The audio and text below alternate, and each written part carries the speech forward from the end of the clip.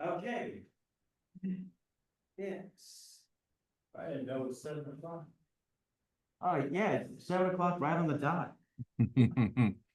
Yes. All right, let me see. Camera. Yes. How you doing, Nico? How you I'm been? I'm good. How are you? Thank you. Thanks so much for asking me to do this. Yeah, no problem. Hey, I'm a big fan of your work, so I just love that I could have this opportunity to have you as a guest speaker. Sure thing. My pleasure.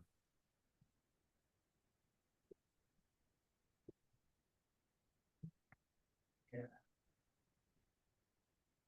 Put the volume up a bit. Yes.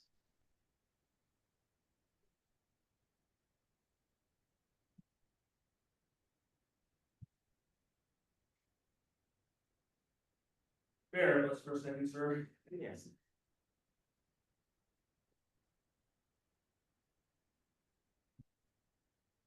Okay.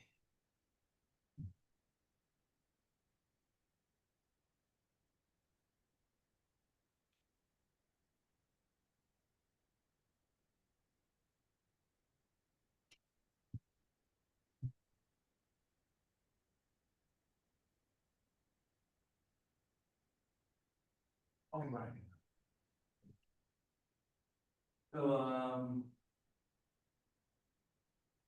all right, if you wanted to share your screen, I think you just go to the middle where it's like, where it says share screen, and then I just give you the okay to share your end.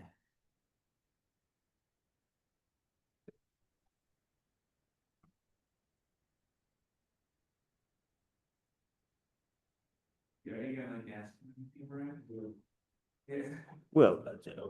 Yeah. Well, no, I mean like, I assume there was gonna, a presentation and then do it open to Q&A. Well, do you have a or is it for, is Q&A? Can you hear us? Oh, yeah, I can hear you. Okay, okay. Sorry, did you said you want me to share screen or someone else? Oh, yeah, well, I Oh, didn't know if you had like a presentation you wanted to show off, on your end, or what you. I wasn't told to get anything prepared for that. It was just going to All be right. Q&A. No, it's okay. Yes. Um, No, I guess like you can do like an introduction about yourself. I did show sure. a few samples of your work from like, Too Loud and, Oh, sure. Sure, I can grab something. Hang on.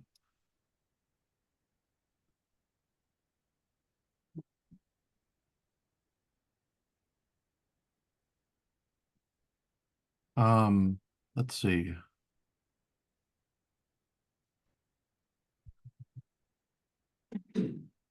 Just wondering, is there like an audience or there's, well, I see, if you could slow the camera. Oh, yeah, yeah. Yeah, everybody's kind of, Oh, okay. get a little closer. If we usually have more people in this here. Yeah. Yeah, there's only like 1, 2, 3, 4, 5, 6 of us here. Cool. Let me see. I'm trying to think of like what would be the best thing to show.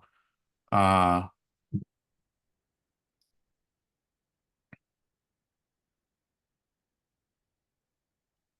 okay, here I know the perfect Ollie and Scoops thing to show, but too loud.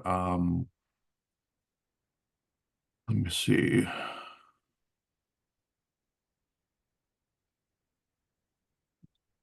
And this is just like a minute or two, right? You just want to see like Yes.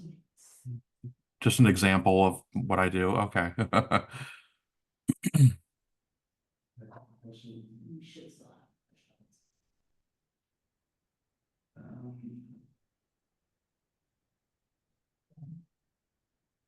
Okay, so let's see, share.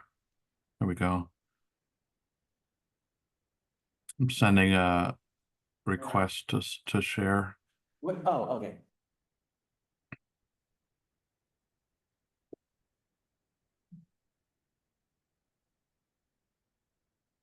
While you're doing that, I suppose I could ask my interview questions to you. I was working on, I have like some questions written down. Sure. Well, so just tell us a bit about yourself, what's like your background and stuff. There we go. Um, my background, I'm a animation create series creator, director, showrunner. During the day, I'm an editor in at various studios like Disney TV Animation, Nickelodeon, Titmouse, Netflix. Those are the main four studios that I've worked for. I do animatic editing, post editing, picture editing for kind of the day job. And then on the side, I do my own stuff, and that would include Too Loud for DreamWorks TV, and that's already kind of over. It was a what was it? 2016 to 2018, 2 seasons. Um, and then that was for the DreamWorks YouTube channel, and then by the time the show was over, the YouTube channel kind of went in a different non-animation direction. So they didn't ask to make more of any of the animated shows that were being made, including mine. And then after that, I hopped right on to making Ollie and Scoops, which I completely self produce, and it's the same crew as Too Loud, same animators and everything. And right now, I'm up to 10 episodes of Ollie and Scoops, and I decided to take a break and go back to pitching now that I have finished material with 10 episodes. I was pitching Ollie and Scoops a lot before there were cartoons around town, and now I'm pitching it again now that I have finished content and finished episodes. And that's pretty much where I'm up to right now. Okay. How, what got you, inspired you to get the animation? How did you get into the, industry? I always loved cartoons growing up, always watched cartoons, always loved just film in general. I thought that I was gonna be I went to school actually for film, and my cat's running around, sorry. I went to school for film, and uh I came to LA thinking I was going to be in live action. And I just I hate to sound like it's bragging, but it's just true. I just happened to know more people in animation, and I sort of just fell into animation. Uh, and that's I it's cliche to say, but it's true. A lot of getting in your first job is just networking. I was at a birthday party, met a Titmouse producer. We hit it off, and then she remembered me when they needed an editor for something. So that was how I got my first animation job by going to a friend's birthday. But yeah, there's a million different routes you can go to getting your first, getting your first job. All right, neat. And I've had my that first job was 2011, so it's been now a what, almost 15-year career. Nice, impressive. Um, what is your favorite animated film or show or both?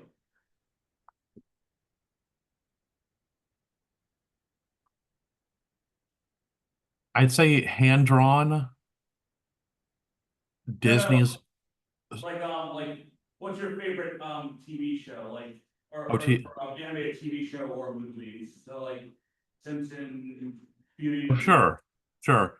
Um, for a movie, I'd say hand drawn 19 Disney's 1951 Alice in Wonderland. For CG, The Incredibles. Stop motions, probably Coraline. Those are probably my three movies. And then shows, I mean, Simpsons the writing is the best writing on television it's ever been. Uh, I think the best kids show, kids animated series of all time is Rocco. I think Rocco's Modern Life is really great, and a great kids show, and same with Powerpuff Girls. I'd say those are the best like kid shows ever made. Yeah. Okay, I'm gonna save this, next question for last. I'm gonna skip over this one. So, who's your favorite animator and what animator do you think had the most influence on your work? Favorite animator? There's been a lot. You know, living, Craig McCracken is a great guy. I got so lucky to work with him on his latest cartoon, Kid Cosmic. But you know, he did Powerpuff Girls and Foster's Home and Wander, and he's just an amazing artist. I haven't worked with Gendy, but obviously everybody knows, you know, Gendy is a genius. Um, you know, and then all the old school, you know, Chuck Jones, Tex Avery, Bob Clampett. My favorite animator, if I had to pick like an animator, I'd probably say Rod Scribner, who was in the Clampett unit in the old days at Looney Tunes. His You can always tell his scenes, and they're just like insane, and you freeze frame them and just draw them, and that's the best way to learn how to draw is just freeze frame those old cartoons and just copy what you see. Um, yeah, I'd say Rod Scribner is my favorite animator. But you know, yeah, today there's all kinds of people. Craig and Gendy immediately pop out to me, but uh, you know, there's tons of, and now there's lots of YouTube animators too. You know, Zach Cadle and Smiling Friends, like you know, yeah, it's great that it's not it's an embarrassment of riches, and there's no there's no shortage of you know, hand drawn animation. At least people, you know. All right, well, I think you might have answered this question already, but, what's your favorite animation style? Style, I'd say the Bob Clampett Looney Tunes style. Oh, Again, Rod Scribner. what I meant, Um, hand-drawn, stop motion, CG. sure, sure. Oh, hand drawn. Yeah, hand drawn. I'm not like I hate CG. I'm not like that at all, but you know, there's just something about hand drawn. I know CG is also made by humans, but it's just it gets no more human than holding a pencil and drawing on a piece of paper. It gets no more human than that. So hand drawn definitely. Yeah. All right, and if you were to pick, a dream studio to work for, what would it be, whether it be Disney, Studio Ghibli, um, Richard Williams Animations, any of them, what would your favorite studio I be? feel lucky to say I've already done it. Disney TV animation is a great place, and so is Nickelodeon. I love both of those places. Um, Studio Ghibli, sorry. Um, I don't know if I would fit in really, because that's just. I mean, I like anime and his work, but I don't know if I that would like because I'm Western, you know, so I don't know if I would fit in very well. But I just don't have an anime upbringing really. But yeah, a Disney feature would be great. I know they're not making like the greatest stuff right now. They're just making sequels, but you I know, heard, hey, what's that? I heard, on an article recently that Disney's actually planning on bringing back 2D animation. I hear that about every 3 years, and I am happy to believe it when I see it. I'm just not seeing it yet. But I hear them say that for the last 20 years. I hear them say that every 3 or 4 years. So as soon as they do it, I'll say, okay, great, cool. But they just keep saying it and not doing it. But yeah, yeah. for a little bit, Netflix was the place to be about 5 years ago when I was on Kid Cosmic with Craig. Because at the time, like right couple years right before the pandemic, Netflix was just like, everybody come on down. Like we're making everything. Pitch anything you want. We're trying it all. Whatever sticks to the wall, we're doing. So it was like everybody, like all the creators and stuff came down to Netflix for a couple years. And then the first batch of stuff came out. It did well, but didn't do as well as they wanted. And then they scrapped the entire idea. And they were like, okay, we're just going back to IPs, just stuff that people already know, like Boss Baby at DreamWorks and IPs that people already know. We're not taking any new ideas. Never mind.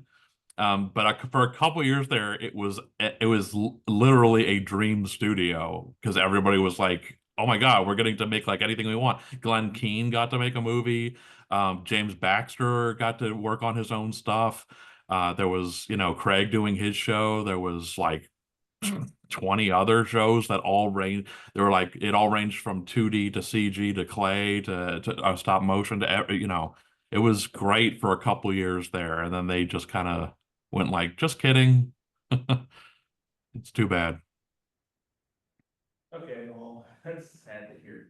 But all right. So my penultimate question. Well, I have to modify this because I planned on asking this to like multiple people, but since who haven't been in the industry yet, but since you have, I'm going to modify this bit. When you first started animating professionally, did you plan on like bringing something of your own into the series, so to speak?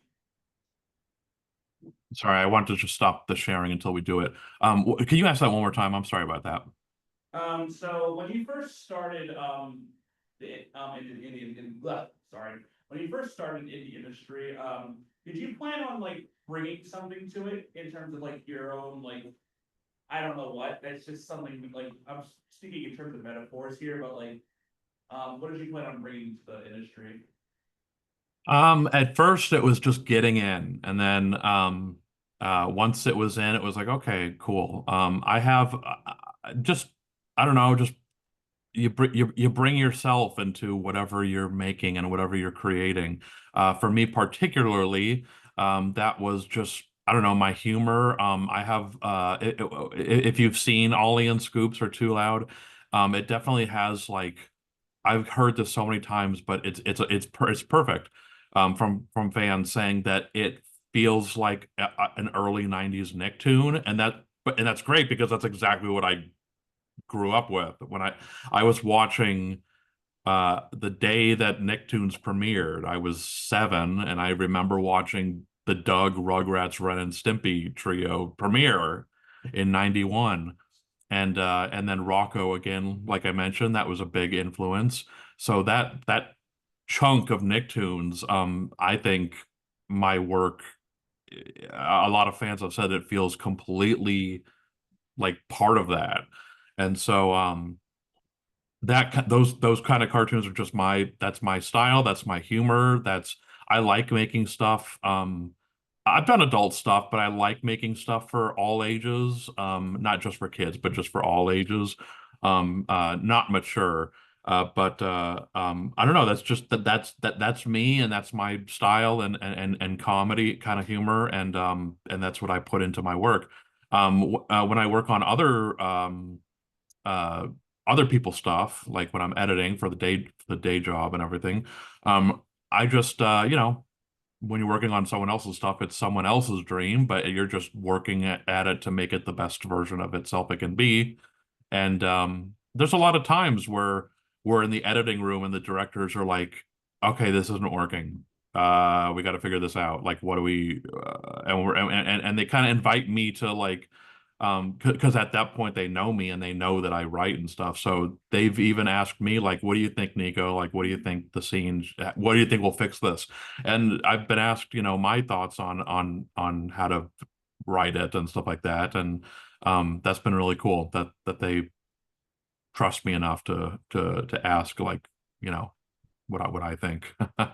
And then a lot of the times, well, yeah, well, in the editing, I've worked on shows where in the editing they kind of figure out how the show goes and the actual story beats and stuff like that. So yeah.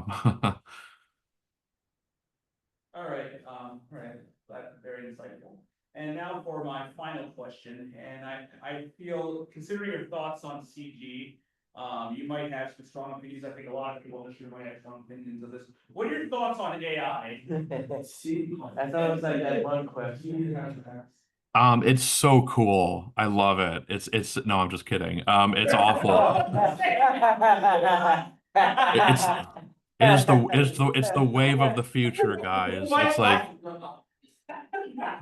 Okay, I'm thinking. All right, you're saying? it's an abomination. It's ghoulish. It's let's get rid of all the artists and just have a computer do it. I mean, that's terrible. I feel like it doesn't even need to be said. Yeah, AI sucks. All right, well, that was. I think AI is if it comes to like helping people at hospitals, like cancer patients or like, you know, in medical, like that's, you know, if it's if it's used to make the world a better place, sure, you know, but art, no, art, you know, it doesn't need to That's touch exactly my art. philosophy, like to keep it in the fields of science and medicine. Yes, exactly. Yeah. All right, well, that's all the questions I have. Anybody else? I just got here, so I'm kind of lost. Um, I mean, I mentioned on Discord, that he's worked for at, you know, Disney TV, Netflix, Nickelodeon, Titmouse, and DreamWorks. So my question to you is, did you work at, these various studios? Ha- how is their Oh, yeah. animation pipeline kind of, differ compared to each one of these studios? Or are they kind of the same, the way how a lot of these studios tend to operate? There's definitely differences between studios. Uh, to be frank, Nickelodeon is definitely the party studio. When I was working there, it was hard to get work done because there were so many parties. Uh, like it was always, and I'm not just talking about like, oh, it's so and so's birthday on the crew. It was like everything you can imagine. They were like, okay, everybody, pencils down. Everybody meet in the lobby at 4. You know, right now we're doing this. And then like the next day, okay, everybody come to the gym. We're doing this. And it was just so many functions. It's definitely the party studio. It was really fun. But sometimes I was like, do you want me to finish this? Like, or do you want me to go and party? Um, yeah, thankfully I never missed any deadlines, but sometimes it was a little tough to work. Um, I think let's see, like I already mentioned Netflix, and that's the only time that I was there, so I don't quite know what Netflix is like now, 5 years later. But everything I mentioned about Netflix, that was 2017, 18, 19, 20, and 20, stuff like that. So I don't know what it's like right now, but a few years ago, it was a dream studio. They were very open to doing everything and anything, but now not so much. Disney is obviously they're the big ones, so they're a little more corporate. They're still fun, but they're definitely not like, you know, parties every day and stuff. But it's still a great place to work. Everywhere you work, it doesn't matter what the studio is like, it's the people you meet and the people you work with. And I've worked on 12 different shows or projects or whatever. If you like, I can list them later. But every show I work on, you meet 20 to 60 or 20 to 80 people, and you just keep making more and more and more friends and more people that you connect with and more creative, and they're all creative people. So you know, you meet like soulmates working on working on shows, and friends that really stay with you forever. Out of all the shows I've ever worked on, the 2014 Pig Goat Banana Cricket Nickelodeon show, that crew is like, we're still all so tight, even though we haven't worked together for 10 years. So you meet people that you just, you love creating with, and then, years later, you might work with them again. Animation is big, but at the same time, it's small, and you will work with somebody more than once. By the time you've worked on multiple shows, you'll be working on a new one, and then you'll see someone from 3 shows ago, and you'll go, "Hey, we're working together, cool."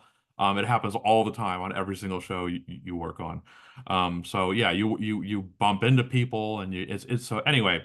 Point is, it's all the creative minds and all the people that you work with that make animation really special. Um, I just thought of another question, so, Yeah. um, I was, I was as a filmmaker, as a film student myself, I thought of, Spielberg and him working on Jaws and say like, I would never wanna work in water again, so, from that mindset, is there any project that, if you were to go to hell right now and like, that, you were to do that project over and over again for all eternity, what would that project be? Probably a show where I feel like I don't want to name the show, but probably a show where they have no idea how to write it. Because then that means that we have to keep figuring it out in the editing, and then we have late nights, and then any show where they just don't have any idea what they're doing. And I want to say there's 1 or 2 shows I've worked on where the writing team just they didn't know how to write. And maybe they know how to write, but not for this. And it was just a stinker. And there were so many writing problems. And that was something that they didn't know me well enough, and I couldn't like jump in and be like, guys, all you have to do is fix this one line and then it'll work. But and they're all sitting around going like, oh, why isn't this working? Let's try this, let's try hours and hours and hours. And I'm just like, guys, if you just did tweak this and tweak this, it'll be fine. But I can't say anything. I'm just the editor. So it would be rude of me to just jump in the writer's room and say like, guys, here's how you fix it. So that's been really frustrating on 1 or 2 shows. Yeah. So I guess hell would be if I was on a show forever like that and the writers just never got any better. Well, to pick kind of, build off that, do you prefer, script-driven shows or board-driven shows? For television, I think it should be script driven. Just because I appreciate board driven, but not all board artists can write. Of course, they can draw, but in TV, the schedules are so tight and the deadlines are so tight and the budget is so tight that when it's board driven by board artists who don't know how to draw, that's when we have to figure everything out in the editing room, and it just wastes time. With crazy short TV budgets, I think script driven is the way to go, because at least the higher ups can always just look at the script and be like, okay, it's approved. And then we don't have to worry about writing, we don't have to worry about story, we don't have to worry about anything, just the drawings. Board driven when it comes to like movies, if you have something that's has a way longer deadline, or you're not in a rush, like movies or anything like that, then board driven is totally great. It's fine. Or if you're doing like an indie show like me and there's no real, deadline, and we just want to make it as good as possible, um, that's fine. But yeah, I think yeah, again, just TV schedules are just not you only get, so much time for each show.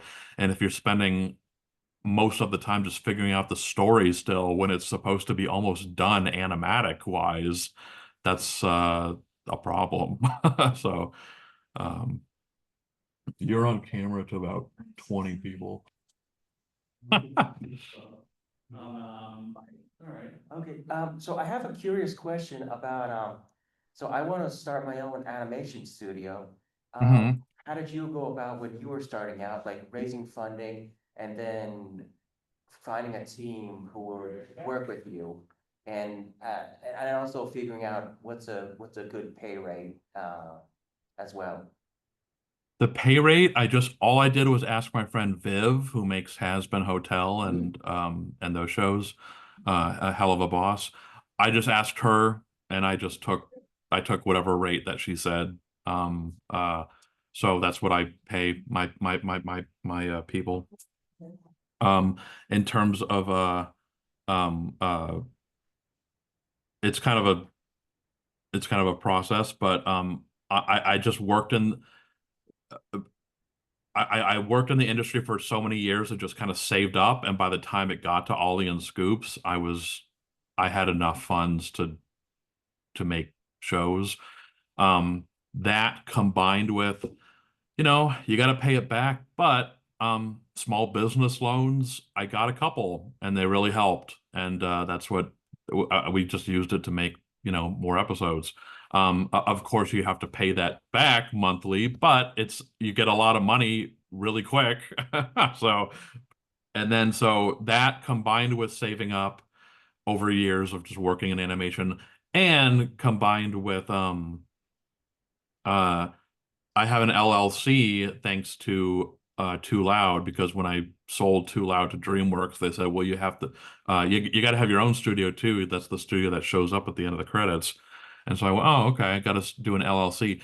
And with an LLC, it sounds like sneaky, but it's not. It's just the truth. You get a nice tax refund every year, and I use that tax refund also to go towards the budget for my stuff. So those are the three ways that I got, funds to make cartoons. I've never tried Kickstarter or I had like a Ollie and Scoops GoFundMe, but that's only like, oh, it's a digital tip jar. If you like the cartoons we're making, drop in $10 or whatever, or $5 or whatever. But the GoFundMe was never for like, we need you to donate like all the funds to make a whole other episode.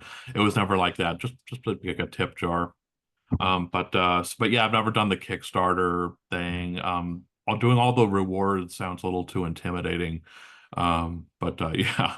I don't know. I've been thinking about maybe doing one now that like I can't get any more business loans or anything. Yeah, yeah, so oh yeah, and then uh how did I get my crew? So I I pitched Too Loud to the DreamWorks YouTube channel because they were just looking for simple 5-minute kid shows at the time, and I gave them 3 pitches, and they liked the third one. It was Too Loud, and then they said, "Do you need a?" Did DreamWorks provided the budget, so I didn't have to worry about digging into my own pocket. And then they said, "Do you need a crew, or do you have people in mind?" And I knew so many people in animation. I was like, I think I can cobble a crew together. That said, when you cobble a crew, a lot of that is, some people, even though they're great and your friends and everything, some people just might not be quite right for that project. And so not 100% everybody worked out. And there would be people who would miss deadlines, or people who said yes, and then they just end up being way too busy, and then they miss my deadlines. Because with Too Loud, I had deadlines because it was for DreamWorks. So we had to have, them always checking in and, have this cartoon done by this date, this one done by that date, this episode rather. Um, and so a lot of the crew was just sort of the season one of Too Loud was sort of trial and error.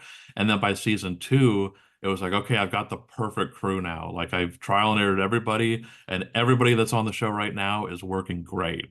And so I kept that crew on Too Loud season 2, and then by the time Too Loud was over and I was done with Too Loud and I was moving on to Ollie and Scoops, I said to the same exact crew, "Hey, do you guys want to jump onto my next thing?" Everyone said yes, and so I just took the perfect Too Loud crew that I had, and just moved it over to Ollie and Scoops, and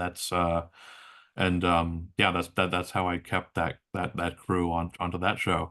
And in terms of finding the crew, it was either if they weren't a friend of mine or someone I already knew in the industry, you can always just ask people too, like, oh, I really don't know any background artists.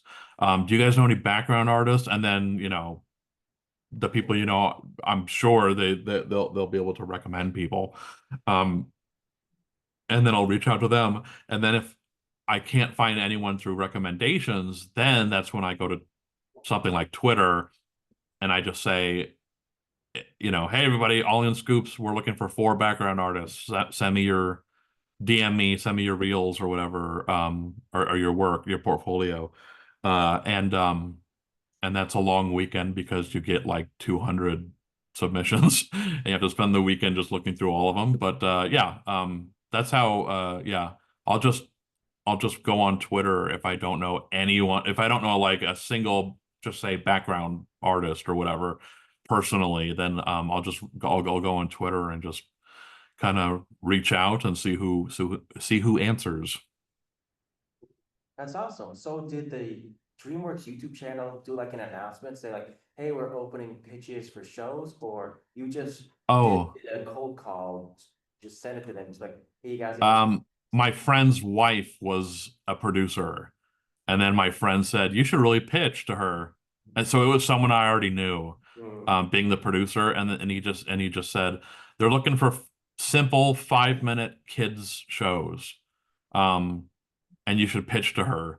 And so then I did. I didn't like um other than that, like, yeah, you might hear like, or like Nickelodeon a lot of that's why I came up with Ollie and Scoops in 2014, is because at the time Nick was doing a what do they call it, uh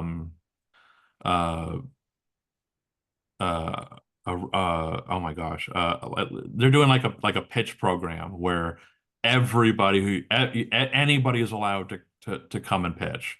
And they do that maybe once every I don't know, 5 years or so. And so they were like, we just have a couple stipulations. um a duo, one is they basically want SpongeBob and Patrick, no matter what era it is. They always want a duo. One is a little bit more grounded. The other one is like the silly one or the dumb one or the trouble-causing one. If it's a human, it has to be a kid. If it's an animal, it can be any age, but have childlike qualities. SpongeBob has a job and drives a car and everything, but he's still very kid-like. And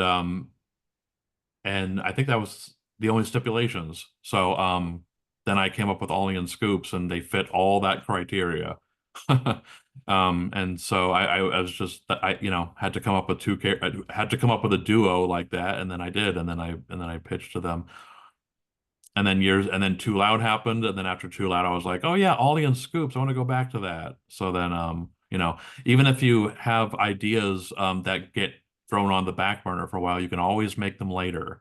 I had Ollie and Scoops for like 6 years before I actually did anything with them. Um, yeah, so I hope that answered the question. Oh, yes, definitely. Yeah.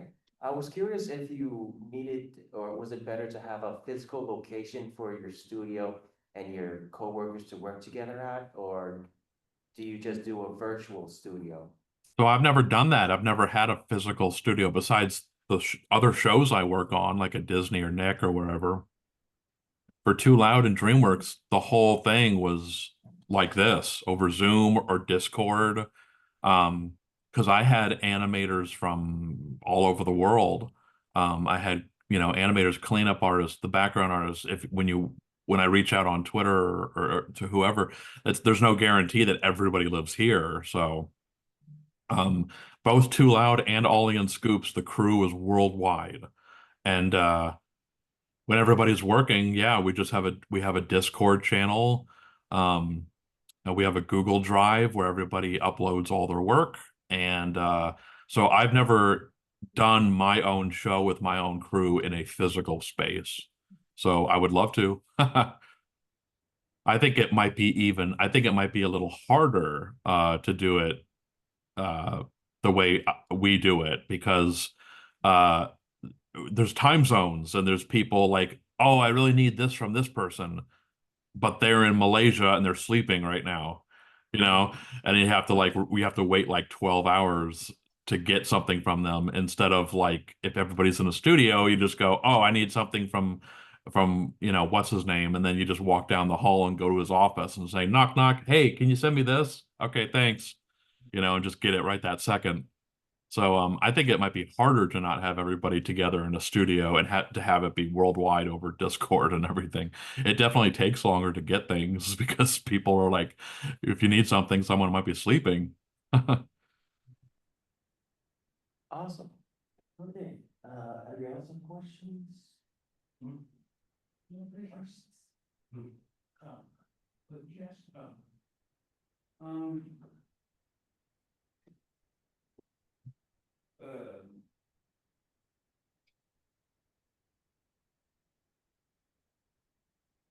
Okay, so for aspiring animators and show creators in the audience, what are some key skills or qualities you believe are essential for success in the animation industry? What are some key qualities for, Uh, Essentials. is well, this, or key skills or qualities you believe are essential for success in the animation industry. Or I guess you could talk about stories that you've seen of people gotten their foot in the door because of something that they've done. Um, oh, I see. Sure. Well, I mean, there's a lot of people that are just born crazy good and like they don't even need school. I'm seeing and I've reached out to them for my art shows, but I've seen lots of people from Mexico, like Chile, Brazil, like that are like 19 and they draw like oh my God. Like how are you so good so young?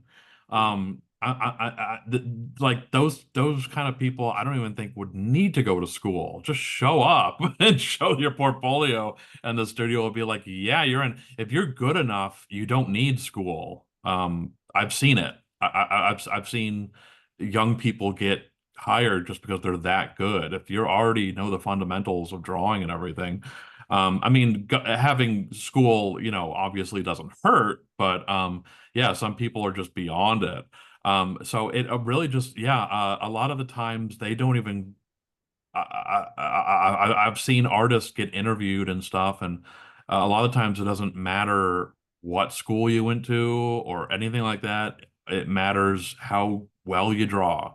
Can you draw? Can you draw anything? Can you draw any style? Because this style is, this show is this style, and then this show is more realistic, and then this show we have is more cartoony, and then this show we have is more anime kind of style. And then this show is like Ninja Turtles, and then this show is, Garfield or whatever. So, if you and if they can adapt to all those stuff, the more styles that artists can adapt to, the more stuff they can work on. Someone who is really great at an action anime kind of show, like I'm just thinking of like Nickelodeon here, like Glitch Tex. There was a show called Glitch Tex when I was there, and they might not be the perfect person to work on something like Garfield or whatever, like a really cartoony, simple show, and vice versa. So, I hope that answers the question. And it also just depends on what position you want. yeah, what was your first job that helped get you started in the industry? In in animation studios, I've always been an animatic and post editor. My very first job was the only time I ever grew, and it was only a 2-month gig on a Nickelodeon game show, and I was on the character design team, so it wasn't even like it was just like a live action game show that had little tiny cartoon parts to it, so that they weren't like too particular about, the artwork and everything. And it was only 2 months long. But other than that, I've been an editor in all the studio positions I've ever done. And then when it comes to my own stuff, Too Loud, Ollie Scoops, those are the times that, I get to be more artistic. And I still edit those shows, but I also, have a handle in the artwork. I mean, the shows are in my style and my drawing style and everything. I like each of my shows to, I like the opposite of the Seth MacFarlane thing where you can always tell it's a show by him because all of his shows look that same style. I like mine to all look just a little bit different. Um, uh, it all starts with me drawing the initial characters and the designs, and then I'll pick who I want to be like the lead character designer. And then like Too Loud was my friend Ben. Ollie and Scoops is my friend Natasha.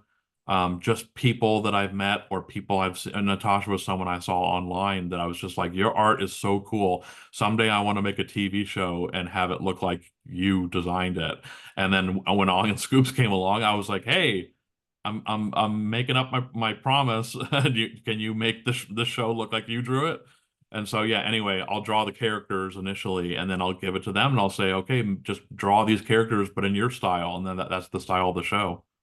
Um uh I might have gotten away from the initial question, but yeah, did that answer it? Oh yeah, yeah. Like I noticed during Ollie and Scoops, there were certain distinct like styles where like I almost feel like did Zio the animator Zio work on an episode? Um Zerl? yeah, Zio. Yes, yeah, yeah. Yeah, okay. Yeah, I Yeah, can definitely tell the way how like how he draws that. oh yeah, sure, sure, There were sure. certain Yeah. moments where like, yeah, he was animating the sequence just from the way how sometimes the characters would act. Yeah, yeah. I love that too. I love when you can tell who animated what. Yeah, Josh, he's been on Too Loud and Ollie and Scoops, but when someone recommended him to me, and I think it was towards the end of season one of Too Loud, and I don't even think that for some reason, I don't even think that I must have seen his work or something because I wouldn't have hired him. But anyway. I wasn't ex I didn't know what to expect, I guess. And then all of a sudden he submitted in his first couple shots and all of a sudden I'm seeing my characters like in full like feature quality animation and I was like, where have you been my whole life? Holy crap. So I've made sure to keep him, keep my buddy close and yeah, keep him working on all my stuff because he's great. Yes. Uh, He lives in Arizona with his wife and they raise birds. oh, I would have never expected that. Like, Yeah. They live in the middle of the desert. Like not in Phoenix or Tucson, but like in between the big cities in the desert, and they raise birds and they have little like yeah, they like hatch them and then like they feed the little babies and then they all grow up and they have like a house full of birds. ah, it's lovely. That's their hobby when they're not working on cartoons.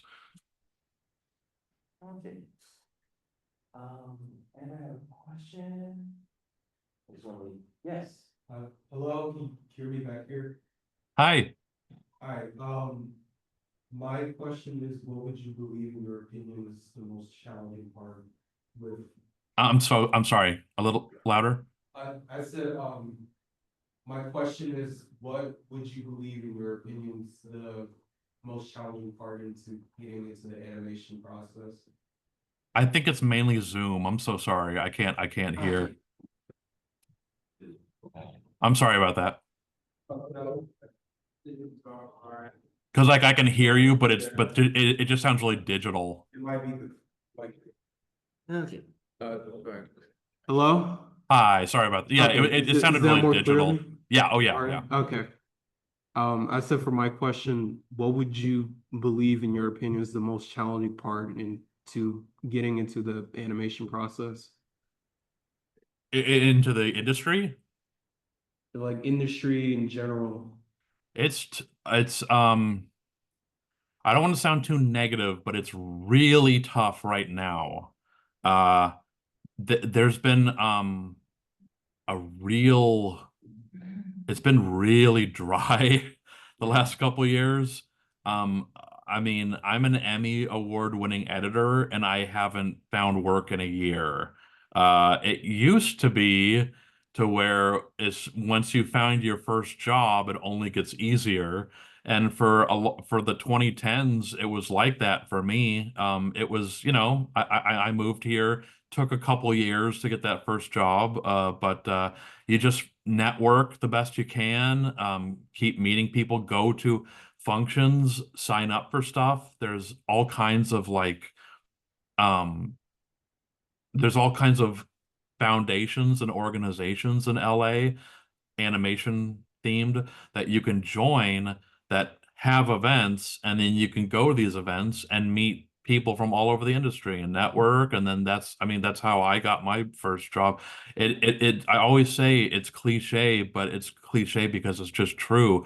It's really just it's your talent, but it's also networking and just meeting as many people as possible, because then a month or a week or whatever later, someone will I'll just use myself as an example. I'll be at a party and I'm just like, just talking, and then, oh, I'm an editor. I'm trying to get into editing.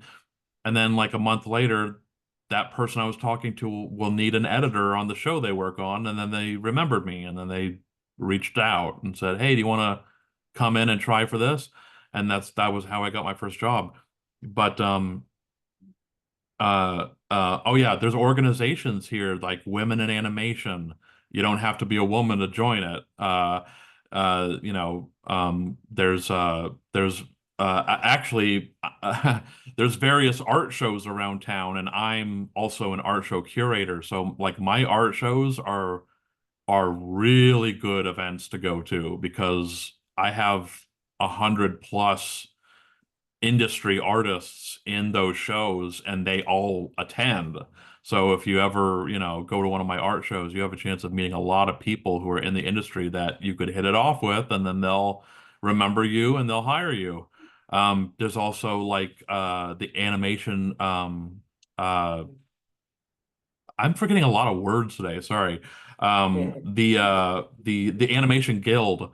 There's TAG, the animation guild, and they're always putting on events. They do screenings, they do art shows, they do monthly, like, it sounds funny, but they do like monthly keggers. Um uh there's We're done here. Sorry, I didn't mean to interrupt. Okay, since you mentioned the oh sure.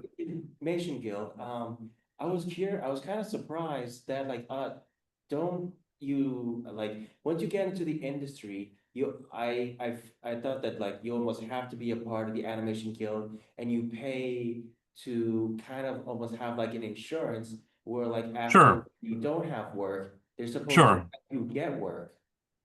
Sure, that is what the main purpose of it is, but also they put on events and stuff like that that you don't have to be a part of to join, is just what I was saying.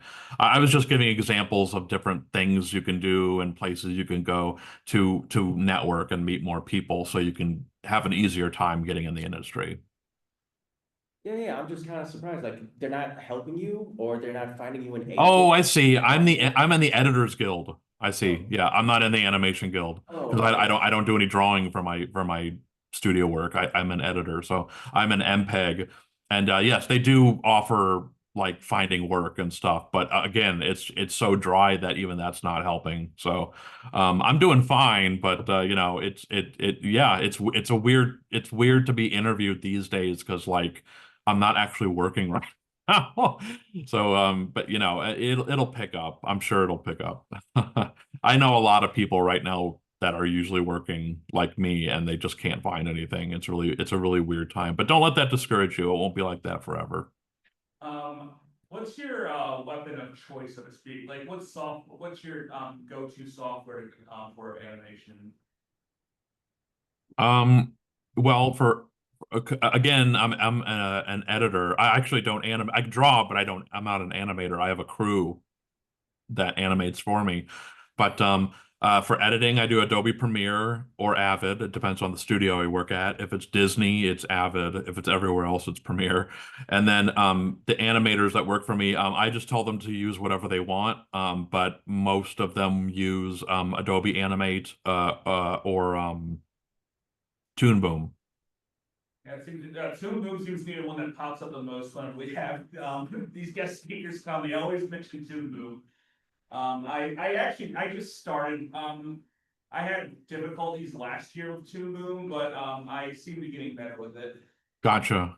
Good. Yeah. I mean, it seems like a good program. It's what most animators I know use. The only problem I have with it is it's subscription based. And Oh, I'd okay. rather buy it once, even if it Sure. is expensive. Like, have you ever tried Moho? There's also. No, I haven't actually. I don't think I've heard of that one.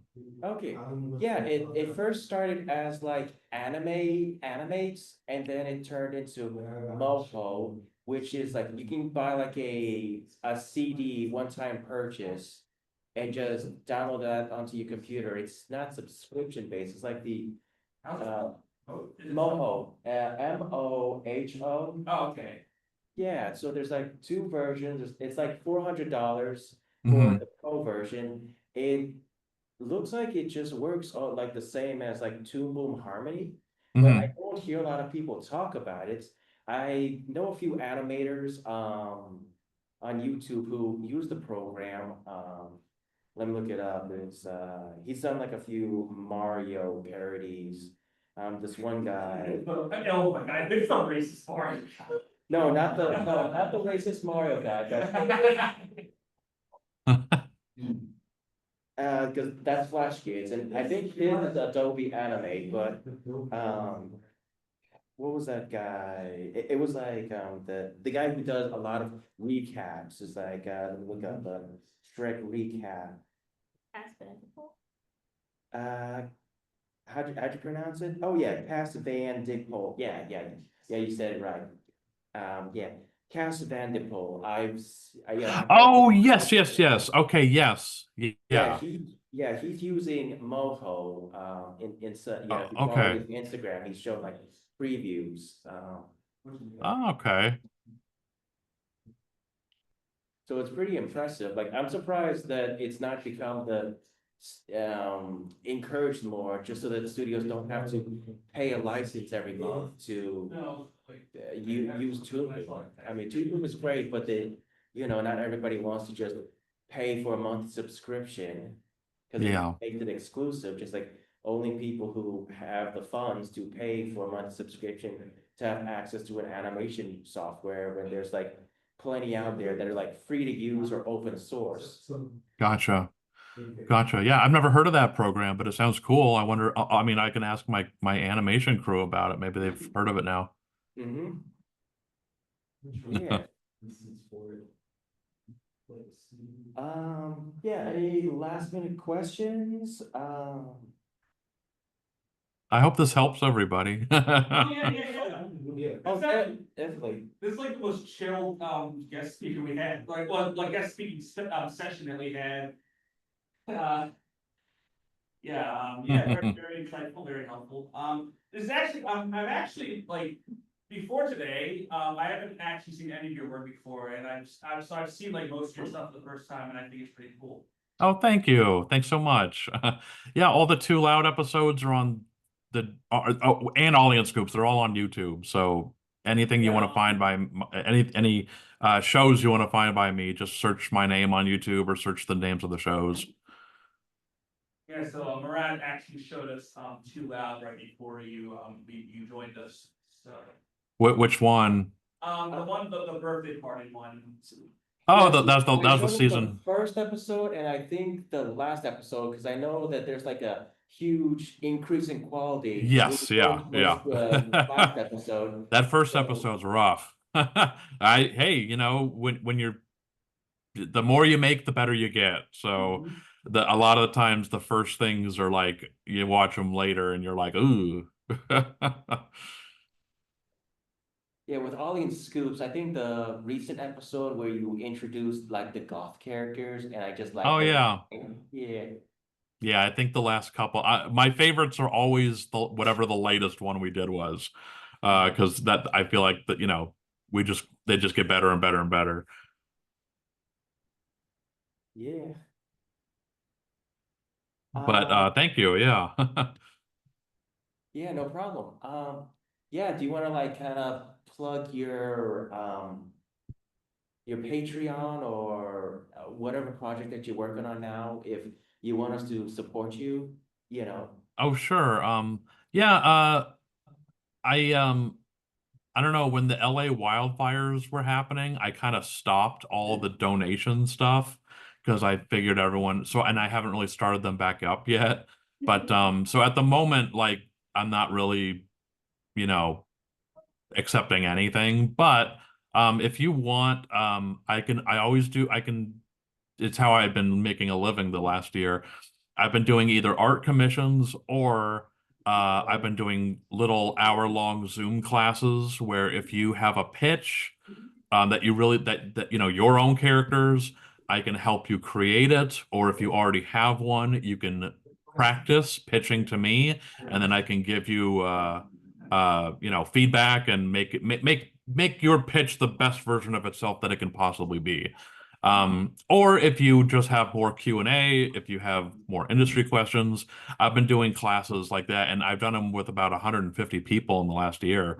So, you know, you can always reach out to me if you want one of those. It's just like a one-on-one Zoom thing. Yeah, so that's I guess that's how you can support me right now.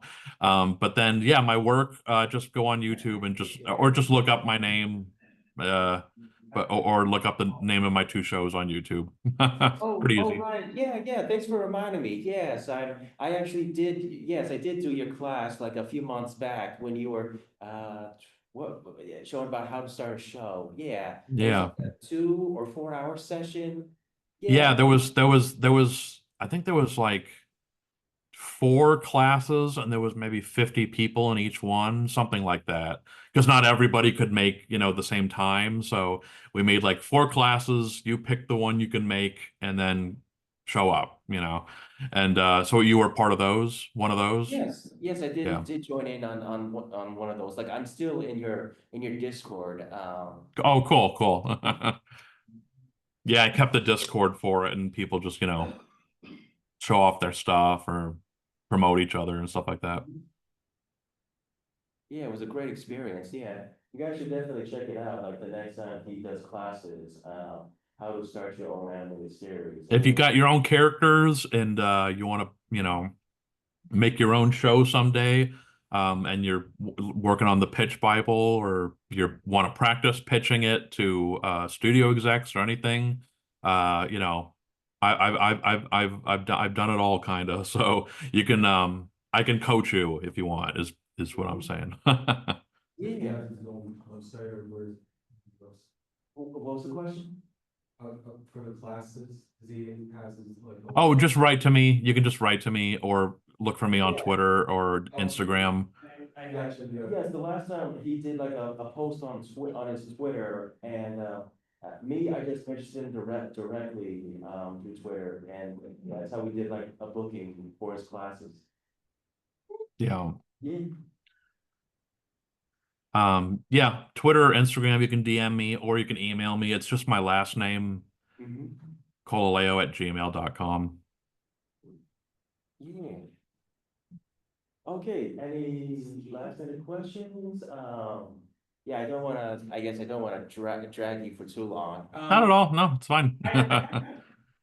The only thing I have is like, I have an idea for like a movie, but I don't wanna, share it with him until I have something more concrete. I'll just email you for that. And I have one more thing to add as well. Sure. Oh, yeah, one of the, I make a lot of my own cartoons as well. And one of the cartoons I created is Miss Ma'am. And it's a series about a gorgeous blonde woman who punishes people who do, who punish people who flirt with her. That she doesn't want back with cartoon gags and cliches and cartoon traditions. How do you suppose I get that series out there? How do you suppose you would? I didn't catch the last part. Sorry, I didn't catch just the very last couple words. How do you suppose I get that series that I can find out there? Go back. Awesome. Oh, I think Yeah, that's good. can you animate? Oh, yes, I can animate and I have animated. I've been able to animate since 2011. I say just if you can do it, pull a, what do you call it, Meat Canyon guy or whatever, where he just kind of does, or a Cass Vanderpool, I think, does it himself, and just post it online. 'Cause the best thing about posting on the internet is that instantly everybody can see it. So I hope that was the question you were asking, like how to get it out there, or you were asking how to get it out there? I mean, I've already posted one. I'm saying to get it to a bigger audience. Oh, get it to a bigger audience. Um, there's a lot of different routes, but if you just keep doing stuff and keep doing more content and keep posting it and posting it, the audience will grow. It'll take time. I mean, Ollie and Scoops is taking time. So just be persistent, and I know social media is sort of like, it feels sort of like a necessary evil, but honestly, I found Twitter and Instagram really helpful in getting my stuff out there. So just think of yourself as like a salesman, a salesperson, and you're just promoting yourself, and promote yourself, and whenever you make a new cartoon, a new episode or whatever, just keep posting it on those social media pages. And the more content you make and the more often you post, the audience will come. The audience will grow. You just got to keep at it. I hope that helps. It does.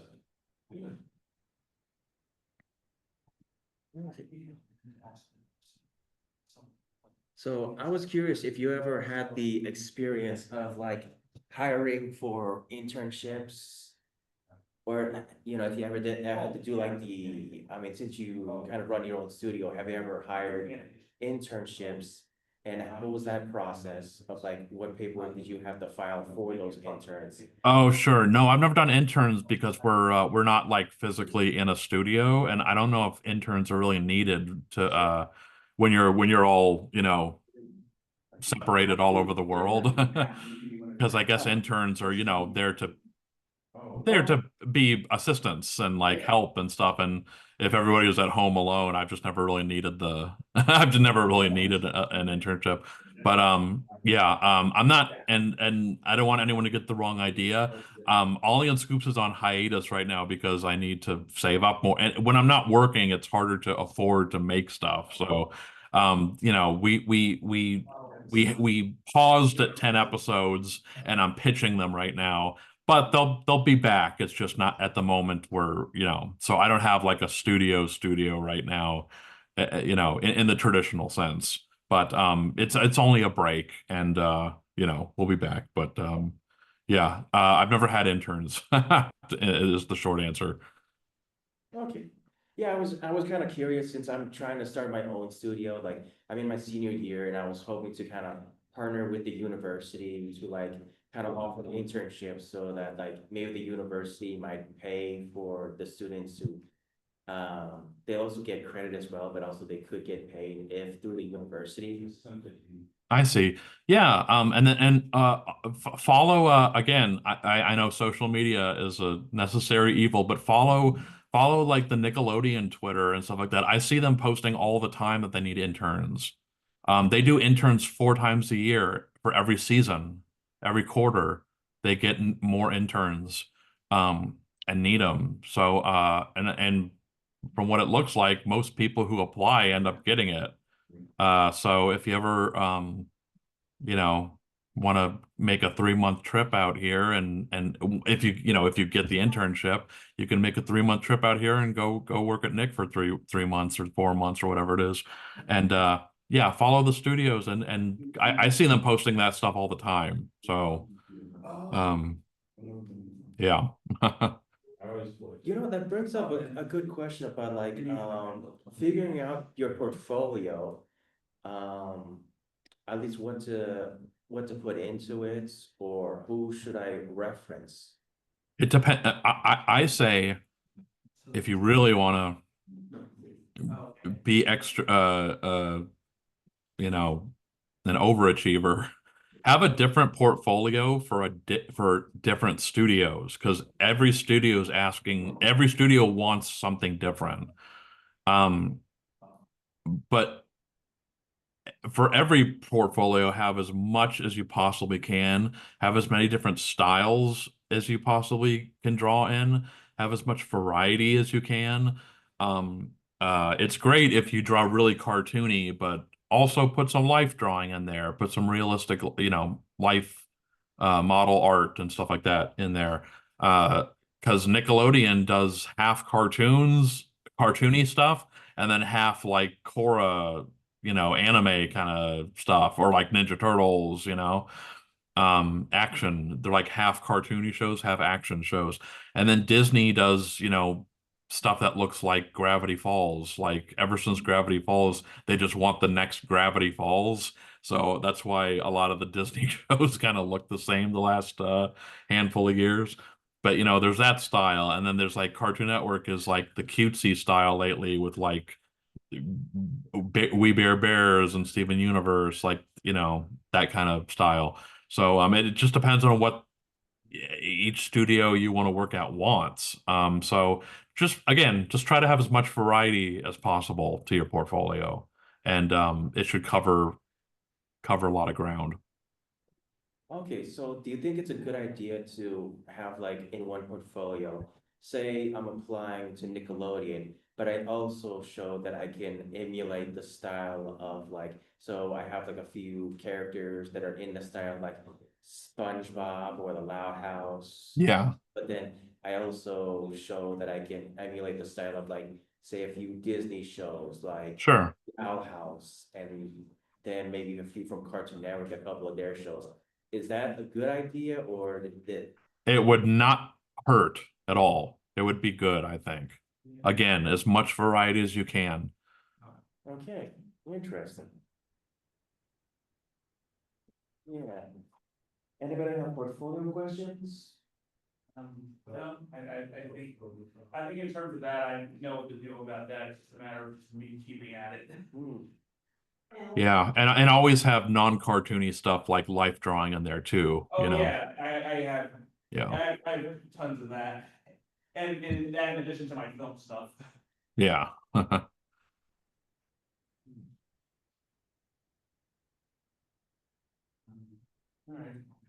I'm done on my end, so. I suppose what are you working on currently? If you're allowed to say. Sure.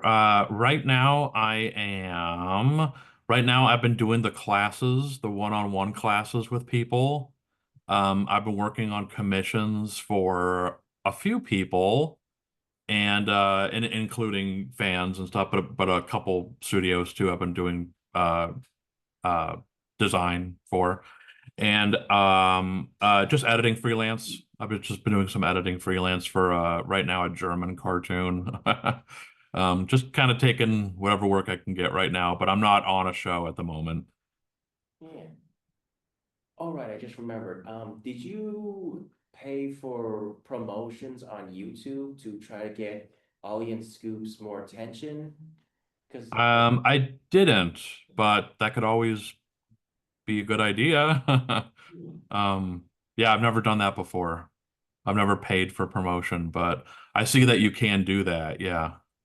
yeah, because I always wonder like how some channels they really just get like a lot of attention, but not too many people actually say how they are promoting it. If it's really is it really just you just post on a YouTube? Do you actually put hashtags? Like what's it's so it's never really laid out what's the clearer way of like getting a lot of attention on your cartoons. I think that if the creator can animate, that makes a huge difference. Because then you can do it all yourself and you don't have to hire a crew and spend money. You can just animate the whole thing yourself. I know that guy Cass has a crew, but he can also animate, and that's probably how he gets so much content out so quick. Or again, the Meat Canyon guy, I think he just does it all. It's all him, you know? So it's like if you can animate, you can be your own entire crew and you don't have to worry about hiring people and you can just do it all yourself. And the more content you put out, the bigger it gets. My current problem with Ollie and Scoops is that we stopped and it was growing every episode I made. It was the subscribers were growing, but then if you need to take a break or if you go a long time without making an episode, it sucks, but it just happens naturally. People forget. They need to be reminded that they're a fan of something. And if they're just not seeing it pop up anymore, then it's easy for people to forget. So if you just keep, you know, uploading stuff and then a month or goes by and then there's another episode and the person goes, "Oh, cool. Here's another one," you know. And if you wait like a year or two or something, then, it just kind of makes the growth of your channel and everything go a lot slower. If I could animate, I would do the whole show myself, but I can't. I can draw, but I can't animate. Hmm. Okay, yeah. So what was the writing like for writing Ollie and Scoops? I love writers' rooms, and so I like to just get I get uh um to join me. I ask a couple friends, couple close friends who are also writers. We come over, can they come over here or we meet or a coffee shop or whatever, and we just writers room it, which is the most fun part of making a cartoon, or one of the most fun parts is just coming up with it and just being with your friends and just, coming up with the story, coming up with the jokes, making it weird and fun. And yeah, yeah. Every Ollie and Scoops episode is a writer's room kind of mentality of being written. Yeah, I'd love to see if you still have like an animatic or storyboard of like earlier versions of Ollie and Scoops. I'd love to Mhm. see. Everything that I produced is up. Maybe every episode, like maybe one or two lines get cut, just because we don't need them. We end up not needing them or whatever. Or maybe once it's in, like, this kind of slows the scene down. I'm gonna take it out. But there's not really a whole lot of like deleted scenes or like extra stuff. Pretty much everything I make is up there. It goes up. Um, I guess we've never filmed like the writer's room process, but maybe we should. That'd be kind of fun. And I do have animatics and boards done, but they're for future episodes, and I don't know if I want to post those without them being like, finished. Mhm. Yeah, that's awesome. Shoot, I look forward to the future episodes. Thanks. Oh God, I have a idea. I have 50 episode ideas, but unless you can animate them all yourself, you need the money to pay your crew to make them. Yeah. Hmm. every time I make a new episode, because sometimes there's like a big kind of gap in between them, I see comments going like, "Oh, hey, I thought this show ended," or like, "Oh, hey, I thought you stopped making this." And I'm always like, no, no, no, just animation takes a lot of time and a lot of money. Just because you don't see it doesn't mean I like just stopped making it. You know. I remember seeing, I remember, watching a YouTube video, where a guy showed a comment in another video saying, if Japanese people can pump out can make an episode in 1 week, how come we can't do it in like a month or two? It's like, it's showing like that, you can tell that person has like zero idea of how the animation process works. Yeah, yeah. Not everybody can do it all themselves, you know. Oh, do you know of any resources for making a show Bible? And the each knows what they took away from me. Did you? Oh, Oh, sorry, I guess you didn't hear the last part. Yes, do you know of any resources for someone who wants to do a show Bible? my classes. Yeah. I'm sure if you look online, there might be like how to make a pitch Bible or something. But there's, I'm offering the classes, and also my friend Emily Brundage, I think she just finished a book, or like an ebook, I mean. And I think if you sign up for her site or something like that, she sends you the ebook's coming. It's not done yet, I guess, but she apparently wrote an ebook on how to make a pitch Bible, or how to compile a pitch of your characters and your stories and stuff like that. Or you can take the class with me, but Emily is another Emily Brundage. Okay, can you spell that? Yeah, Emily, with a Y, and then Brundage is Brundige.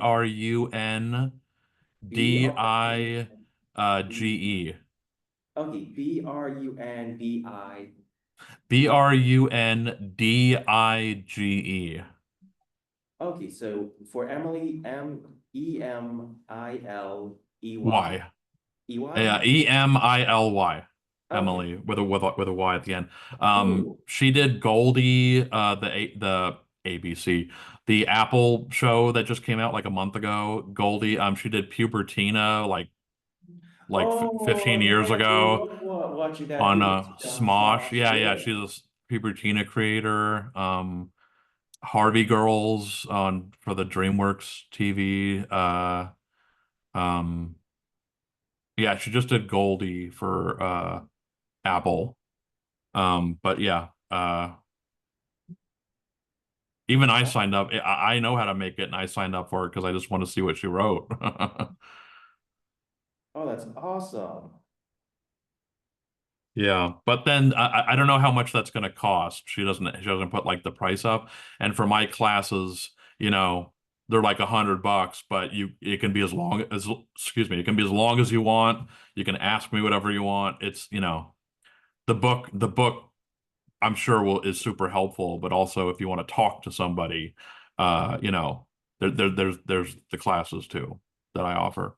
Um, if you have like a specific question, you can get a direct answer. So I recommend those two ways. Awesome. Is this gonna be on like Amazon, or I guess I'll look her up and then see. Which one? What's on Uh, Amazon? oh, Emily's book is on Oh Amazon. no, I guess it's only if you go to her website. I think it's emilybrundage.com, I think. But if you just go to her website, I think there's a thing that just says, do you want the ebook? Just sign up for the newsletter or sign up here for the ebook. And I think she's putting the finishing touches on it, so it's not out yet. But yeah. Awesome. There's a button you can just click, and she'll send you the ebook when it's done, or something, or sell it or something like that. She keeps you. She right now the updates are just like still working on it, almost done, like it's coming, But you click the link if you want to just be updated on when it's available and stuff like that. Yeah, awesome. Okay. Because yeah, I feel like yeah, we both enjoy doing that because we both done it. We both sold shows to studios, so uh uh you know, I think that's the probably the best person you can ask is someone who's done it. Yeah, have you checked out the one book written by the guy who made Rocco's Modern Life Oh and yes, yeah, that's a good one too. Yeah. Same idea. How to turn your characters and ideas into a, into a show or into a pitch, into something, tangible that can be sold.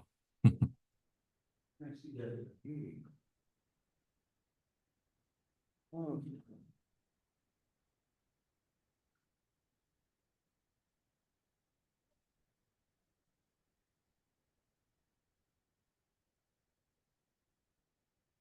oh yeah, I guess a quick question about sound quality or editing sound. Hmm. Maybe you could walk us through like maybe settings to like I don't know what program you're using to record your audio, but maybe you could kind of show us the settings that you would set for like maybe if you're using Adobe Audition, um, Mm. how would that look like to get like the correct sound quality? I record at an animation studio for all my stuff. 6 Point Harness. It's here in town. Um, but there's lots of places you can go. Margarita Mix. Of course, they're all gonna escape me right now, but there's lots of recording studios in LA. Uh, um, but I use my pals at 6 Point Harness have a recording booth area, and I'm just a friend of the studio and with the engineer and anytime I need to record my own stuff, um we all meet there and we just record there. And then they give me a hard drive, and then the 6 Point Harness guy, Dave, he engineers it for me. And then the audio is already in good quality. So I recommend recording at a sound studio if you can. It's not too expensive or at all, but uh if you mean like recording just yourself at home, I don't know, like I don't know, I think the snowball mics are really good. um just the little, just the snowball mics. If you want to sound perfect, just go in your closet. If you want to do a makeshift sound recording that sounds good, really quick, really fast, really cheap, get a snowball mic, go into your closet surrounded by all your clothes and record. Okay, what version of the snowball mic? Because I Whichever. okay.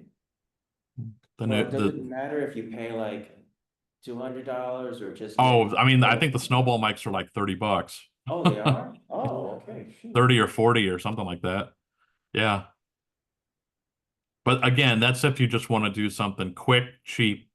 If you're like gonna have, you can't have voice actors coming into your house and going into your closet, that's, yeah, you want to be a little more professional than that. So, Yeah, I know some people always talk about maybe the Yeti mic.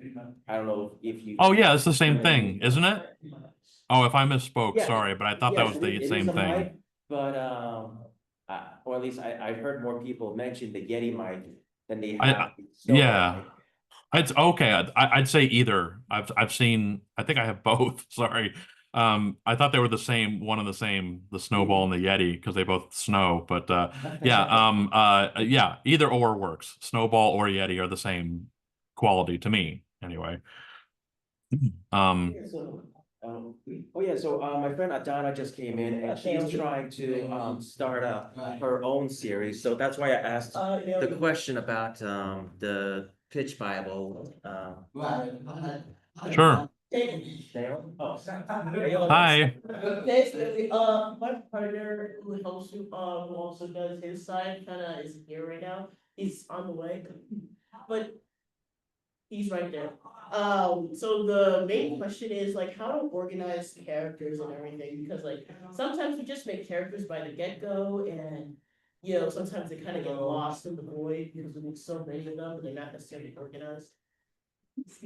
So how to organize your characters? Basically. Yeah, um put a little bit of yourself in every character that you make. Put, even if it's a villain, you know, put a negative part of yourself into that villain. Or you know, every human being has 500 different, you know, things that make them. So, you know, when I make Ollie and Scoops, like Ollie is like my like pensive side. Ollie is like my like down to earth, like sweet, you know, version of me. And then Scoops is like my crazy side, like my impulsive side, my side that doesn't think things through and does things before they think.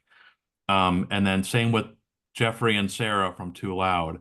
You know, like if you take any of my main characters and put them together, essentially you get me. So I'm Jeffrey and Sarah. I'm Ollie and Scoops.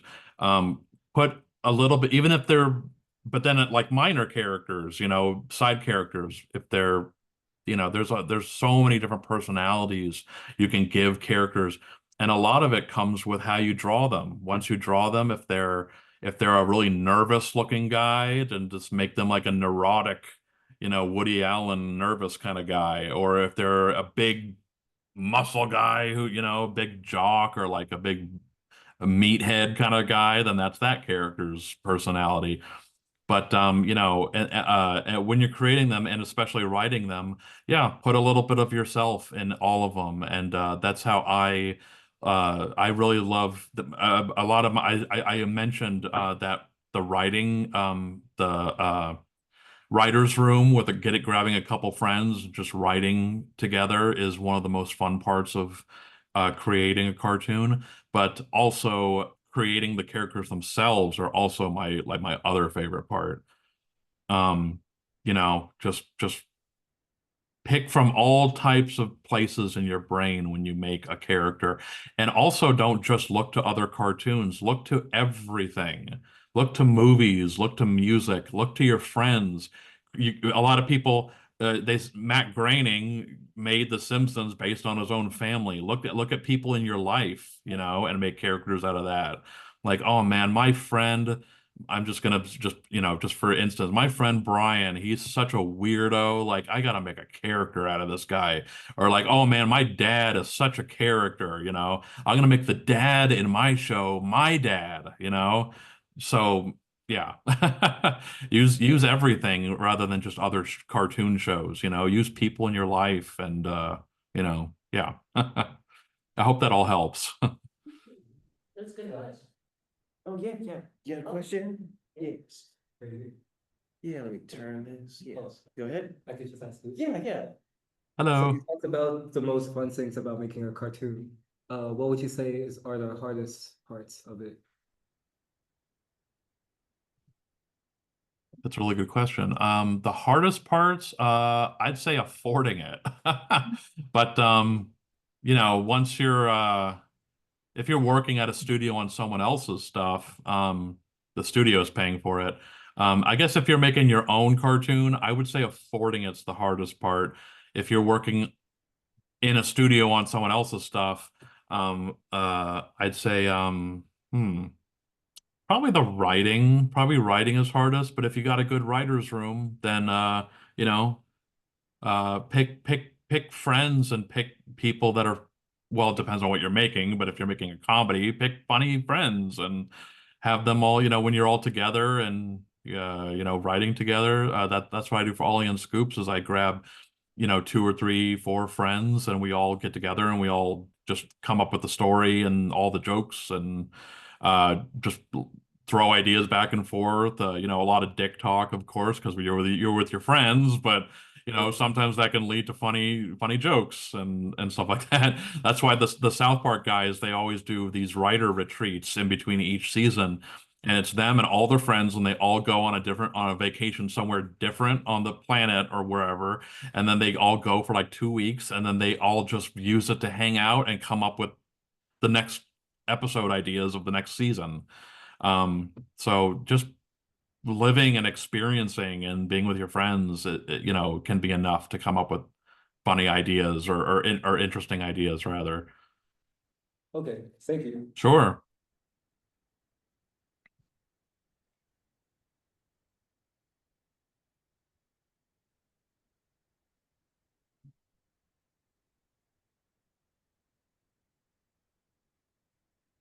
So any other questions from like the ones who just came? I mean, well, I don't know if you guys actually looked into at least his background. Yeah, he's worked at like Netflix, DreamWorks, Titmouse, Disney, TVA, and then I got my own two cartoon indie cartoons online. Yeah, earlier I showed like 2 episodes. I saw a little bit of it when, you were supposed to announce it. Yeah. Yeah. Oh. But oh yeah, earlier he recommended like he does like his own workshop. Yeah, if you want to learn about how to pitch your own show, he does run a class.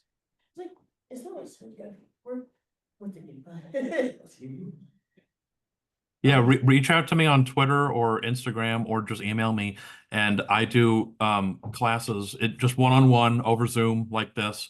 And if you want to make your own, turn your characters and your show and everything into a pitch, or if you already have a pitch, you can practice, pretend we pretend that I'm a studio exec and you're pitching to me, and then afterwards I give you notes or whatever, and we work together in my class to make your pitch the best version of itself it can be, and the strongest, and your characters and your writing and the world of your show and everything.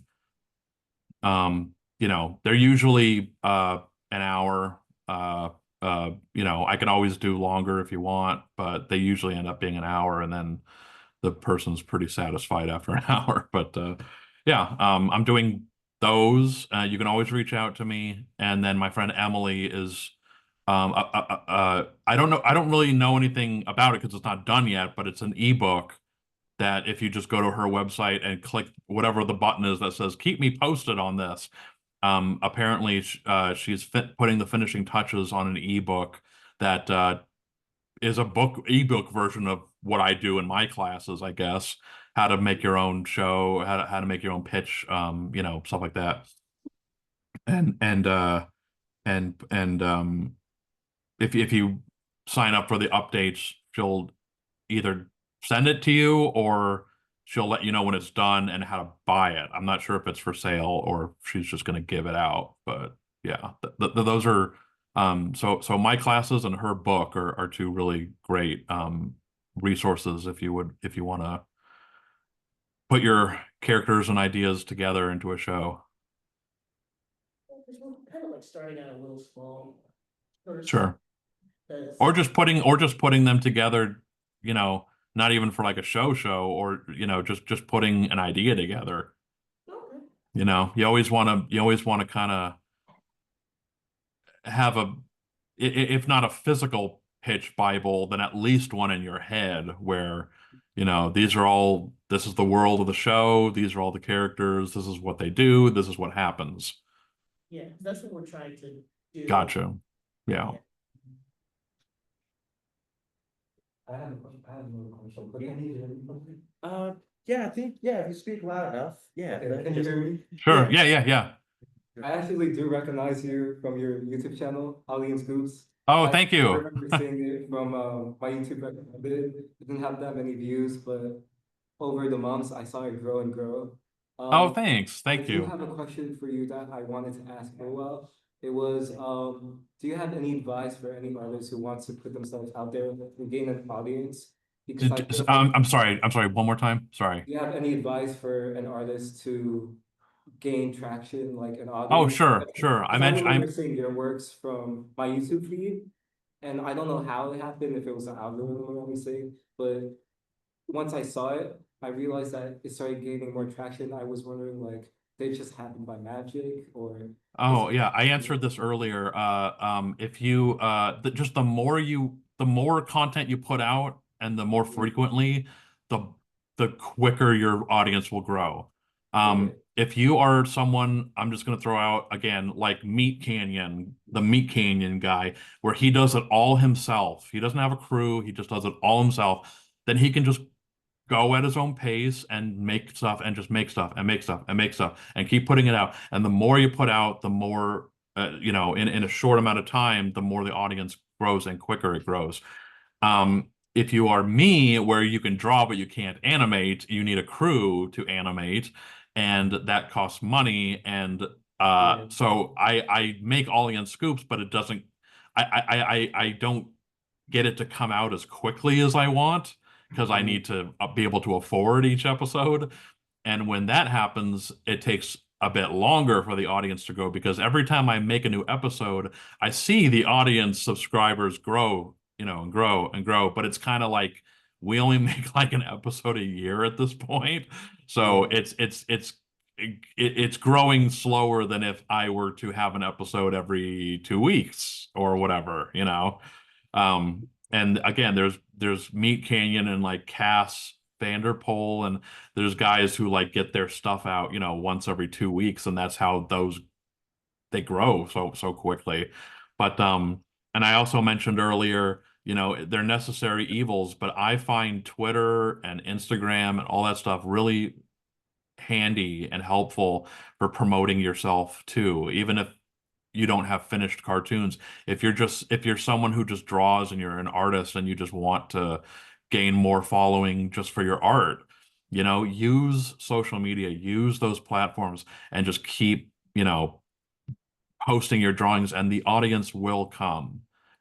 Just don't give up and just keep posting. And over time, you'll see you have 1,000 followers one year, and then wait a few years and you can have 10,000 followers and so on. So Okay. yeah, just keep making stuff and keep putting it out online. And eventually your audience will eventually you will find them and they will find you. All right, that helps. Also, do you experience burnout? And if you do, how do you manage it? Um, at the moment, I'm not experiencing burnout, but it can happen. But I guess it depends on what kind of person you are. I'm a workaholic. I really love just working and working and working, and I like the late nights, and I like the burning the midnight oil. And so I don't know. I've never gotten to a point where I'm like, I am working so much that I need to stop. Like my brain is about to explode. I've just never really gotten to that point. So I'm not really, that's just me though, you know? Okay. But if That I helps. get, I think that if that ever did happen, yeah, I would just, yeah, just step back. Don't force yourself. Just step back. Okay, go take a walk or, go to sleep, get some sleep, wake up the next day, then look at it, then be like, oh, okay, here's what I'm missing, or here's what I was looking for, and I was just too frazzled to get it last night or whatever. All right. Thank you for answering my questions. Keep Sure. up your I work. I, I hope it helps. Yeah. Thanks. Okay, awesome. Yeah. And this is being recorded, right? So you guys can all Yes. watch this whole thing anytime. Yeah. Yeah, I have it like unlisted on our channel. Yeah. And then I just share a link on our Discord so that, Sure. These are all everybody can find it later. These are all good questions. So I'm giving a lot of advice that's pretty helpful here. So thank you. No problem.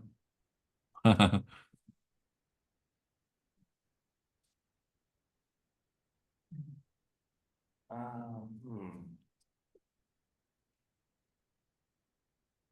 It's getting close to dinner time here, so if not rushing you, but No, I totally get you.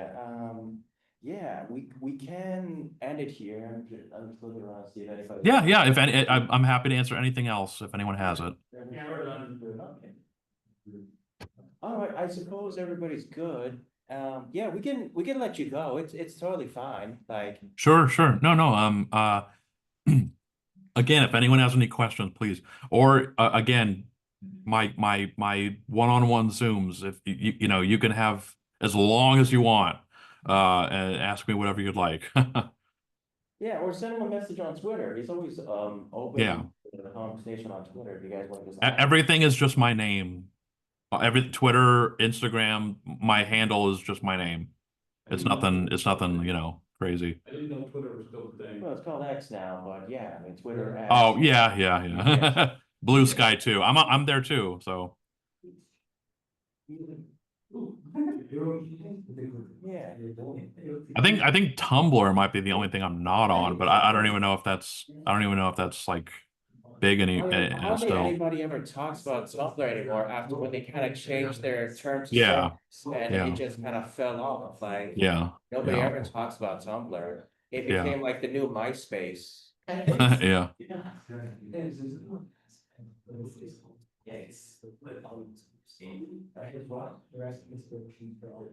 Oh, yeah, yeah, not yet, oh, so we have a question, what were your Yeah. direct inspirations for Ollie and Scoops? I forget if you answered that earlier, or? I guess it's in how I created them, but I don't mind saying it again. At the time it was 2014, Nickelodeon, every 5 years or so they put out a pitch program where just anybody is allowed to to a pitch. But Nickelodeon has specific stipulations. They basically want another SpongeBob and Patrick all the time. So they just said, when we take pitches, we want a duo. We want, if they're a human, they have to be a kid. And if they're an animal, they can be any age, but still have a childlike quality. So like SpongeBob has a job and he has a car, he can drive a car, I mean, or whatever. But he's still very childlike, you know. And then one of them has to be the more kind of grounded one, and then the other one has to be not like the stupid one, but you know, the crazier one, or like the more, you know, uh, e- uh, eccentric one. And that's it. And that's it. So I came up with Ollie and Scoop specifically for that criteria. So I went, okay, what are my two favorite kinds of, you know, cartoon characters? Cute girls and funny animals. So I was like, okay, you know, 9-year-old girl and her pet is her pet cat, and it's the two of them. But everything needs a hook, and I was like, okay, what's the hook? It can't just be a girl and her cat. Give everything a hook. What is it about them that makes them different from any other show about a girl and her cat? Okay, the hook is, oh, how about she's the only person who can talk to her, who can talk and understand her cat. And then it just rolled from there. And then it was like, oh, and then because she can talk to cats, she gets to go on all these adventures and she gets to learn that all cats have an underground secret society that humans don't know about. And then it just rolls and spirals from there. And so that's how I came up with those two. Yeah. And then once the characters are, you know, created, then I go to, you know, what I talked about earlier about putting yourself in them, and that's when, you know, that's how I created what Ollie and Scoops, what they are, and then who they are, you know, that comes later when you're writing and you're, you know, again, putting yourself into each character, stuff like that. Yeah, oh, I was curious about the snobby girl, Oh, Julia? snobby girl, yeah. Yeah, I was just, you know, I was like, Ollie and Scoops takes place in three major locations. Ollie's home life, her, oh, I heard something. Sorry, Oh. I was showing someone of, Ollie and Scoops takes place in three locations: her home life, her school life, and the cat world. And so when you're thinking of antagonists, if it takes place at a school, who's who's the best antagonist is, you know, a mean girl or whatever. Bully girl or whatever. Yeah. Yes, she definitely stands out. I like the way how she acts. It's Thanks. Yeah, yeah. Well, yeah, she's based on someone I knew in high school. Absolutely. She yeah, didn't look like her or really act like her, but she was someone who was like high school was like the most important thing ever. And she was just like, I was the exact opposite. I was like, I hate this place and I don't want to be here. But she was very much like, this is my life, and she's like the president of every club, and she was like she was so extracurricular and so like into high school. And I'm like, man, I'm like, what are you gonna do when we graduate? Like, you're not gonna you're gonna jump off a bridge? Like, you're not gonna have this anymore. Like, I always was like really kind of worried about her after school. Like all this is only 4 years, you know, but she just acted like it was her, you know, it was so precious to her. I always found that really funny. So then when I was thinking about a weird girl at school, I was just thinking about people I knew, and then I remembered that girl and kind of infused her into this character. So have you thought of sticking to indie animation, or have you ever thought of, I'm sorry. Have I thought of sticking to? uh, have you thought of ever making the show into a television show? Like putting Oh, it, absolutely. I'm pitching them all the time. I pitched them when so in 2014, when there was that pitch program, that's when I made up the characters and then I pitched them, but there was no content yet. And then yeah, I did Too Loud for DreamWorks. That's my other cartoon. That was for a studio. And then when that was over with, I was like, well, now I'm used to making my own cartoons. I gotta keep making something, otherwise I'm gonna go nuts. And then I was thinking about old ideas, old characters, and I went, oh yeah, Ollie and Scoops. Yeah, hey, I've got the money to make those now. Like let's just and I've got the crew from Too Loud. Let's just move over and make those guys now, and I'll produce it. I've saved up enough. So then that's when we made that's when we started making that show. But oh yeah, and then so then after now that there's 10 finished episodes, I have decided to take a break, and now I'm repitching them, but now we have finished content, and I've noticed a huge difference.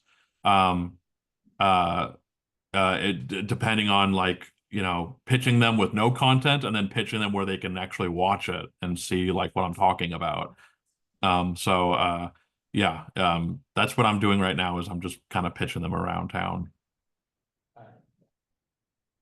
yeah, I'm surprised you haven't tried like I don't like putting it on networks like Tubi or Hulu.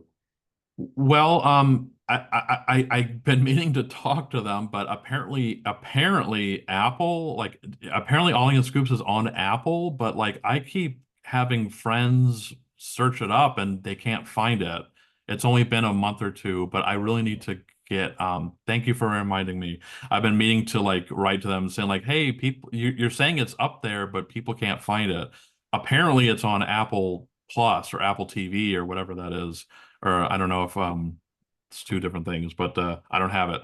But yeah, apparently it's on there. So yeah. Yeah, I don't know if you've heard of the site called Film Hub, where you can upload your own movies that you made or episodes that you put together and distribute it.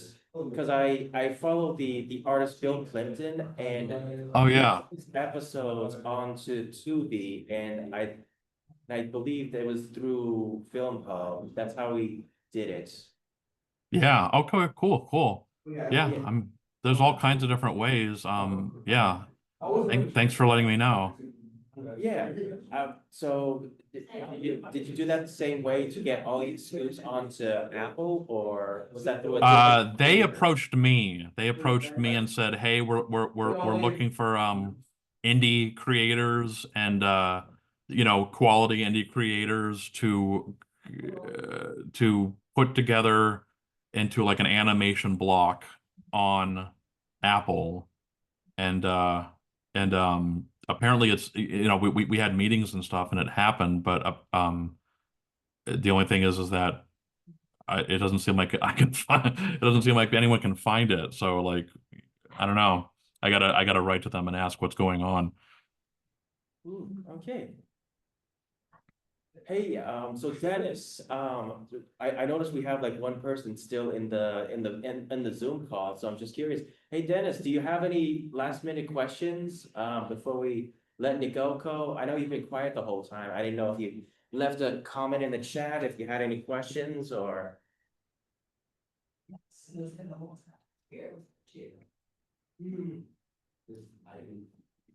Is it Denise?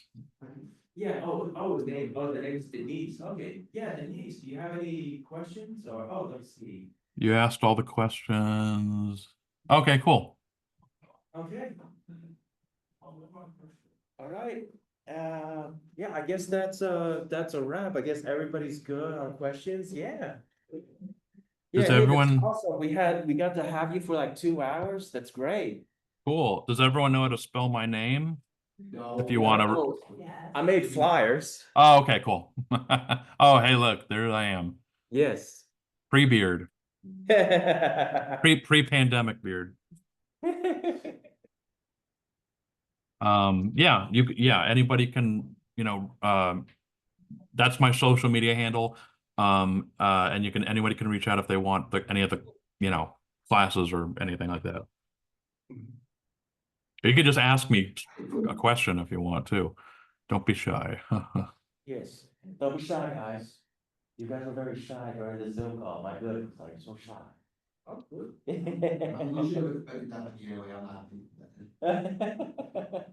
Yeah. Nice to meet you. Okay. Very nice to meet you, kind of barged in here. Yes. Thank you. I guess.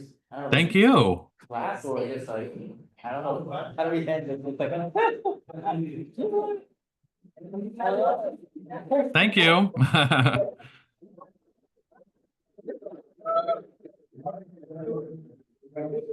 Cats are adorable as well. Oh, did you hear? She said your 2 cats were adorable. Oh, thank you. Thank you. Oh, yeah, you can see them running around in the background. Yeah. Okay. Yeah. Thank you so much. This was great. No problem. I hope it helped everybody. Oh, yes, definitely. Everything was so informative. We learned a lot from this Great. experience, Good. We want to thank you for sharing your input into, Sure, my pleasure.